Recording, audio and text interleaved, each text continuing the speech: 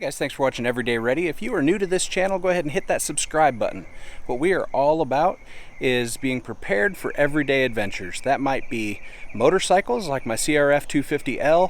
That might be everyday carry kind of gear to include a tiny bit of firearms, but not very much. Probably more like knives and just, manly fidget spinners and leather wallets and, challenge coins and all those other super cool things that guys like to play with. So this channel is all about that, guys. Hit that subscribe button for me. Today is just an introductory video on the Mototote that you can see the bike is sitting on the back of my wife's GMC. So let me flip this around and I'll give you a little bit closer look. So I bought the Mototote, and this is pretty much their standard model. I'll zoom in here so you can get their data. Seems like a really good thing. I mean, it was easy to follow. The instructions are simple and clear, complete with like Q codes on there that you can click on and read more information and how to. It was pretty straightforward, easy for one person to do. It's not heavy. It does not wobble. Let me see if I can get that for you, but like that right there is moving the entire car. It's not the rack wobbling back and forth, and there's no like rattle or anything like that going down the road. But I wanted to give you kind of an initial opinion of it, which is just that I put it together, I put the bike on it on the back of the GMC, and I'm about to take it for a cruise down the road to see how it works and if the bike stays on, most importantly. So let's do that. It is safe to say the wife's backup sensor system is difficult to use. With the motorcycle on the back, it's hard to see anything. Alright, well, here we go for a short drive. You can see the motorcycle on the back there. I've got a GoPro on the side of the motorcycle aiming towards the rear, so we'll get all the juicy footage if this thing falls off and crashes. So we'll see how that goes. I'm going to let you know if it rattles or if it shakes or anything like that, but for now, I'm halfway down the drive and it seems to be doing pretty good.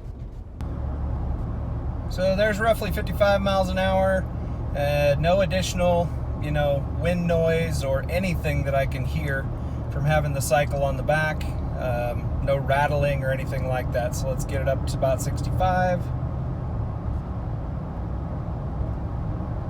Still nothing, quiet as a church mouse. And yeah, no rattles, no issues. So let's bust her up to about 75 here. Hopefully that's not a cop coming towards me, or you guys are going to get a little bit more than you bargained for in this video. There's 75, interstate speeds. There's no rattles, no extra wind noise or anything. So, man, no issues with this thing so far.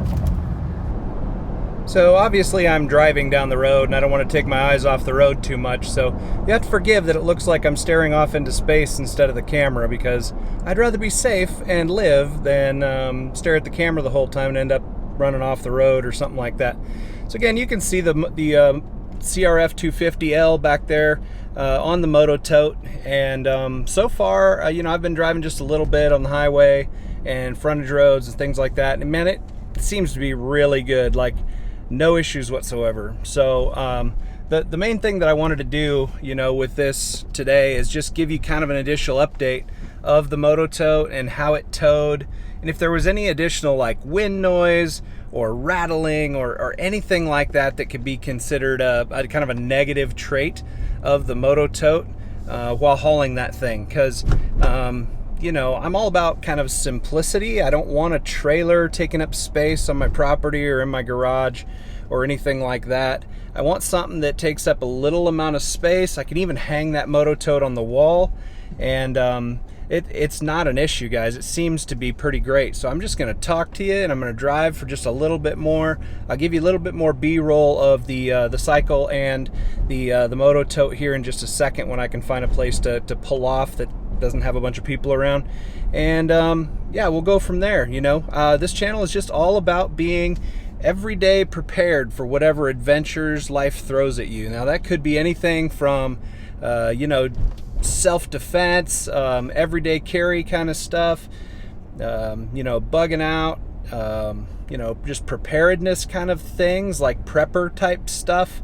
Today it's all about the Mototote. So I'm about to pull over here and I'll give you a little bit more on the Mototote and the cycle to show you what I've done on it. Alright guys, so yeah, I took the bike on the Mototote down the frontage road, 55, 65, 75 miles an hour. No issues whatsoever with this thing, rattling or shaking around, no additional wind noise, no issues so far. And I'll have to give you an update, you know, on a trip that I take with it. But for now, seems to be pretty solid and really liking it. So the CRF 250L is a 2020 model that's brand new to me. And the first things that I did to it, if you're kind of into these dirt bikes, and especially this bike, first thing I did was change out this rear sprocket to a 42 tooth, and the front one to a 13, so you can't see it really, but 13 and 42 just gives it a little bit of extra bottom end, which you know, I really kind of want for trails around here. Plus I'm every bit of like 6'1" with boots on, trying to make myself sound taller, but I'm pretty chubby, so I'm like 250 pounds, and so I really needed to get a better spring. So I went with the Race Tech, and I actually went a little bit lighter weight. If you can get it in zoom there and focus there. So that Race Tech spring there is closer to my weight. It's actually closer for a 200 pound rider, maybe a 210 pound rider, something like that. You know, the factory spring on these things is set for like a 140 pound person, man. It's just super frustrating because hardly anybody is 140 pounds. So it's one of those things you just really wanted to change out from the start. And so I didn't want to go all the way up to what it would be for my weight, because I didn't want a pogo stick. You can get it really bouncy because, you know, the shock itself isn't adjustable. There's no reservoir or anything like that to adjust, you know, rebound and damping and all that. So yeah, so that's what I've done so far to this bike. The next plans are to get a fender eliminator for this monstrosity, this ugly thing back here. It will eliminate pretty much all that crap that's just hanging down, and it'll just be a nice thin little tail light. It'll be from TST Industries, I believe it's called. Be a nice thin little tail light with just these tiny little blinkers that stick out to the sides. Eliminate all the rest of that crap. And then of course I'm going with the oversized Renthal bars up here on top, the kind of a fat bar kind of a thing. Then of course I'll get different grips and all that when that happens, but for now that's the bike, and I will be going on some bike adventures real soon with this thing and showing you guys those videos. Alright guys, well that's going to be it for today. Thanks for watching.